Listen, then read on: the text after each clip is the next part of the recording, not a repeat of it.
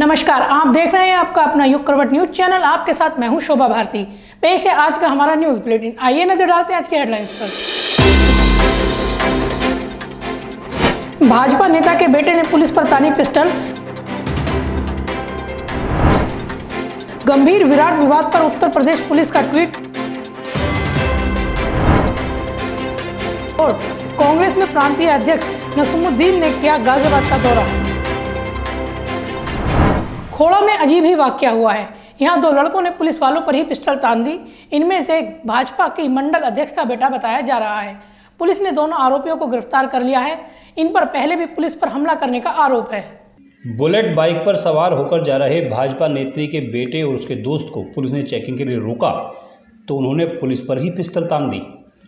घटना की रिपोर्ट दर्ज कर पुलिस ने भाजपा नेत्री के बेटे सहित 2 लोगों को गिरफ्तार किया है। इनके पास से एक विदेशी पिस्टल, देसी तमंचा और कारतूस बरामद हुए हैं। थाना फेज़ 1 के प्रभारी निरीक्षक ध्रुव भूषण दुबे ने बताया कि थाना पुलिस सेक्टर 8 के पास गश्त कर रही थी, तभी एक बुलेट मोटरसाइकिल आई। मोटरसाइकिल के पीछे नंबर प्लेट की जगह गुजर, हिंदू और आगे बॉस लिखा हुआ था। जैसे ही पुलिस ने चेकिंग के लिए इनको रोकने का प्रयास किया, इन्होंने पिस्टल और तमंचा तान दिया। उन्होंने बताया कि गिरफ्तार आरोपियों की पहचान गौरव और शुभम के रूप में हुई है। पुलिस का कहना है कि इन आरोपियों ने वर्ष 2017 में भी खोड़ा थाना में तैनात पुलिस वालों के साथ मारपीट की थी। बताया जा रहा है कि गिरफ्तार आरोपी गौरव की मां खोड़ा में भाजपा महिला मोर्चा की मंडल अध्यक्ष है।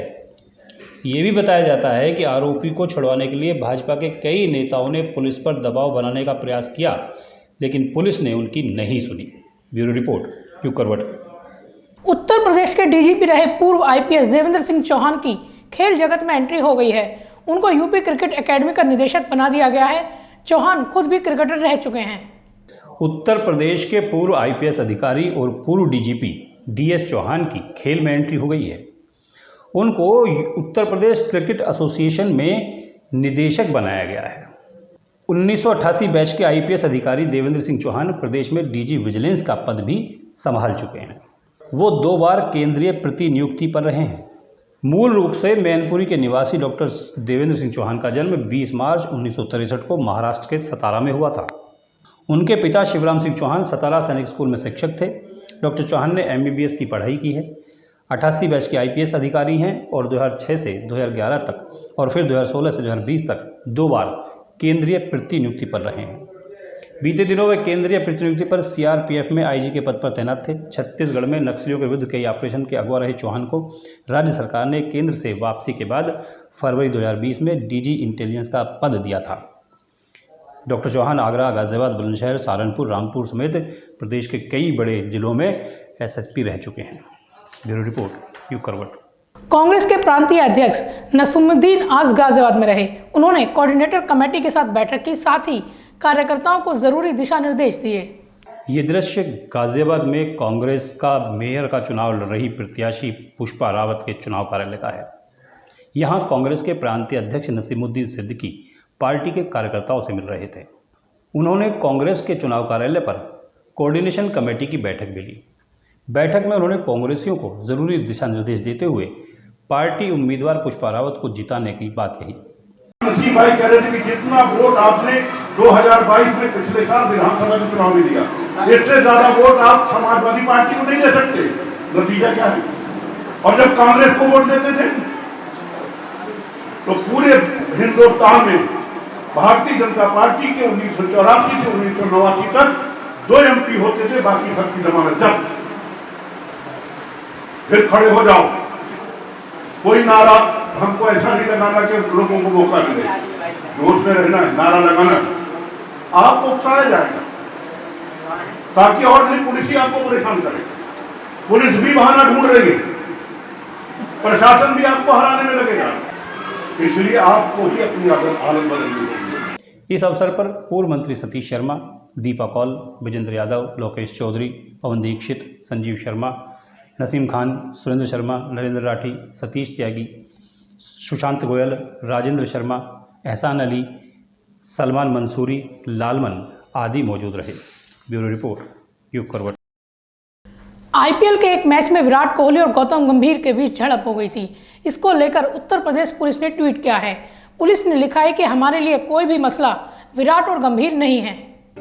इकाना स्टेडियम में रॉयल चैलेंजर बेंगलुरु और लखनऊ सुपर जॉयंट्स के बीच हुए मैच के दौरान विराट कोहली और गौतम गंभीर में काफ़ी बहस हुई थी। इसका एक फ़ोटो भी इंटरनेट मीडिया पर वायरल हुआ। इसी फोटो को यूपी पुलिस ने ट्वीट करते हुए कहा कि कोई भी मसला हमारे लिए विराट और गंभीर नहीं है। यूपी पुलिस के इस ट्वीट को लोगों ने हाथों हाथ लिया।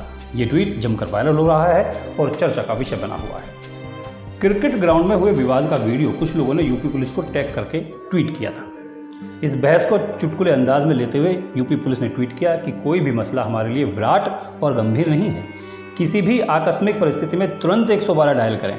इसके बाद ये मैसेज इंटरनेट मीडिया पर छा गया। मंगलवार देर शाम को इस मैसेज को रीट्वीट करते हुए यूपी पुलिस ने लिखा कि बहस से परहेज करें, हमें कॉल करने में नहीं। किसी भी आपात स्थिति में पुलिस को कॉल करें। फिर क्या था, दोनों खिलाड़ियों के प्रशंसक जमकर मजे ले रहे हैं। एक यूजर ने यहाँ तक लिखा है कि उत्तर प्रदेश की नई यूपी पुलिस, तो दूसरे ने कहा कि पुलिस की इस क्रिएटिविटी की सराहना होनी चाहिए। ब्यूरो रिपोर्ट, यूप करवट। भारत एक संघीय राज्य है। यहाँ एकल और संयुक्त न्याय प्रणाली है। यहाँ की सुप्रीम कोर्ट ने हाल के दिनों में ऐसे कई निर्णय सुनाए हैं जो ऐतिहासिक कहे जाते हैं। इस पर एक विशेष रिपोर्ट। भारत एक संघीय राज्य है और इसकी एकल और संयुक्त न्यायिक प्रणाली है, जिसमें सर्वोच्च न्यायालय, उच्च न्यायालय और अधीनस्थ न्यायालय हैं। भारत के संविधान के अनुच्छेद 124 से 147 तक का संबंध सर्वोच्च न्यायालय से है। आर्टिकल 124(1) में सर्वोच्च न्यायालय की व्यवस्था की गई है। देश के सर्वोच्च न्यायालय ने हाल के वर्षों में कई ऐतिहासिक निर्णय दिए हैं, जिनका भारतीय समाज पर महत्वपूर्ण प्रभाव पड़ा है। बहुत से निर्णय ऐसे विवादास्पद रहे हैं जिससे विरोध पैदा हुआ। उन्हें एक अधिक समावेशी और प्रगतिशील समाज की दिशा में एक बड़े कदम के रूप में देखा गया है। ऐसे ही कुछ निर्णयों पर आज की रिपोर्ट है। 2023 में सुप्रीम कोर्ट ने अपने एक महत्वपूर्ण आदेश में कहा कि आपसी सहमति से तलाक के लिए 6 महीने का वेटिंग पीरियड अनिवार्य नहीं होगा। जस्टिस संजय किशन कौल, संजीव खन्ना, AS ओका, विक्रमनाथ और JK महेश्वरी की 5 जजों की संविधान पीठ ने कहा कि अगर पति पत्नी के रिश्ते में सुलह की गुंजाइश न बची हो तो संविधान के आर्टिकल 142 के तहत मिले विशेष अधिकार का इस्तेमाल करते हुए कोर्ट तलाक को मंजूरी दे सकता है। सुप्रीम कोर्ट ने 28 अप्रैल 2023 को सभी राज्यों और केंद्र शासित प्रदेशों में नफरती भाषण देने वालों के खिलाफ मामला दर्ज करने का निर्देश दिया।